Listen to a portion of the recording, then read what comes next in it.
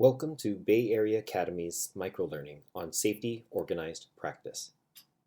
Safety organized practice can be thought of as a way to work with families that really engages them in the child welfare process and supports them in being able to create safety, permanence, and well-being for their children. When we think about safety organized practice, a number of principles and initiatives fall under its umbrella of practice. Concepts like cultural humility, structured decision-making, the principles of signs of safety, the multicultural process of change, the core beliefs of achieving safety, permanence, and well-being for all children, a partnership-based collaborative practice, the use of appreciative inquiry, and solution-focused interviewing techniques. All of these concepts support us in being able to do the good work that we want to do and hope to achieve with the families we serve. Oftentimes, when we reflect upon safety organized practice, it's important to acknowledge that we aren't overhauling the way that we have done the work. Rather, we are doing more of what works, enhancing parts of our practice that really lift up the family's voice and choice, and helping families to develop their own resilience and internal problem-solving capacities. When we think about safety organized practice, there are three primary buckets that underpin the foundations of the work that we are doing with families. The three buckets are good working relationships, critical thinking, and the enhancement of safety assessments. When we think about good working relationships, we are referring to the different stages that support our engagement with children and families. The two primary strategies that enhance engagement are solution-focused interviewing techniques and child-focused interviewing techniques. At the core of solution-focused interviewing techniques are the 5 types of questions that support our engagement with families. These questions help us to unearth different ways that parents have been able to historically provide their children with safety, permanence, or well-being. At the heart of the solution-focused interviewing is a belief that the problems that parents are experiencing are not happening 100% of the time, that there are moments of success and resilience. The 5 types of solution-focused questions are coping questions, exception-finding questions, scaling questions, positioning questions, and preferred future questions. Each of these questions elicits a different way to engage the parent in thinking about solutions and strategies that have worked in the past that we can encourage a parent to do more of in the future in order to create safety. The other strategy found in the bucket of good working relationships is the importance of the child's voice. As we well know, the child's voice is a critical part of the assessment process and is an integral voice in safety planning. The child's perspective is often quite elusive to ascertain, but safety organized practice offers a number of different tools to uplift the child's voice.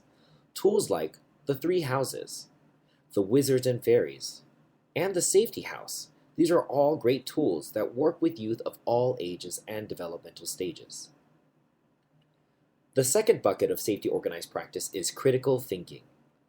When we think about critical thinking, there are 2 strategies that SOP focuses on that really supports a rigorous and balanced approach to our assessments with families. These strategies include all forms of mapping and the use of the suite of SDM assessment tools.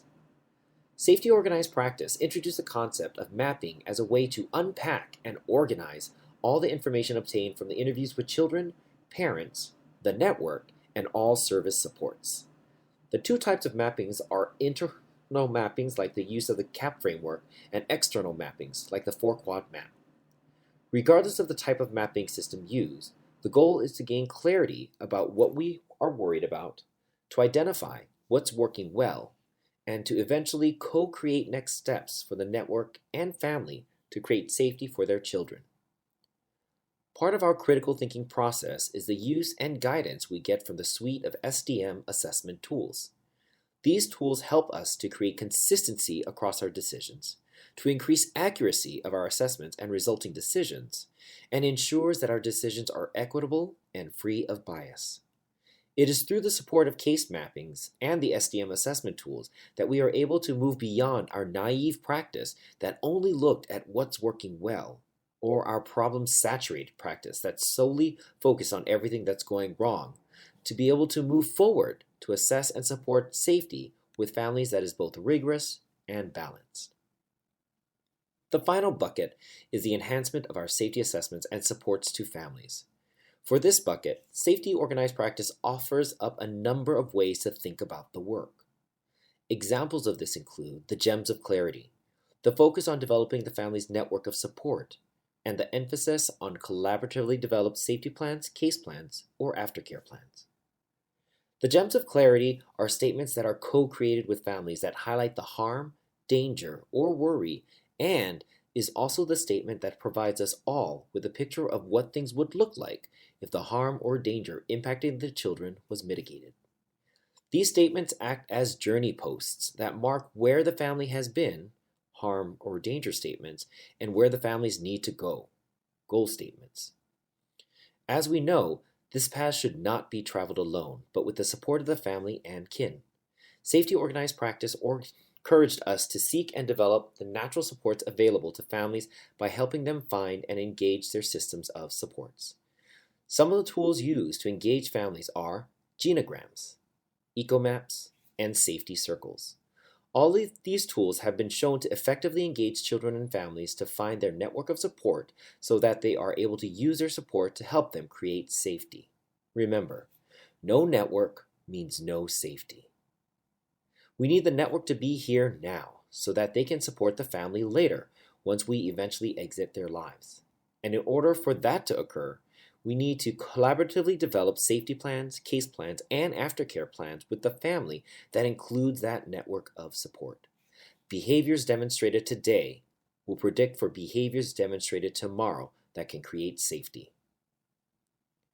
Safety Organized Practice is not an overhaul of our practice and does not focus on what we are not doing correctly. Rather, it encourages us to think more deeply about how we engage, how we support, and how we co-create safety with families. SOP asks us to do more of what works, to meet families where they are at, and challenges us to engage with families and their networks authentically so that they are able to achieve and maintain safety, permanence, and well-being for the children today and hopefully tomorrow.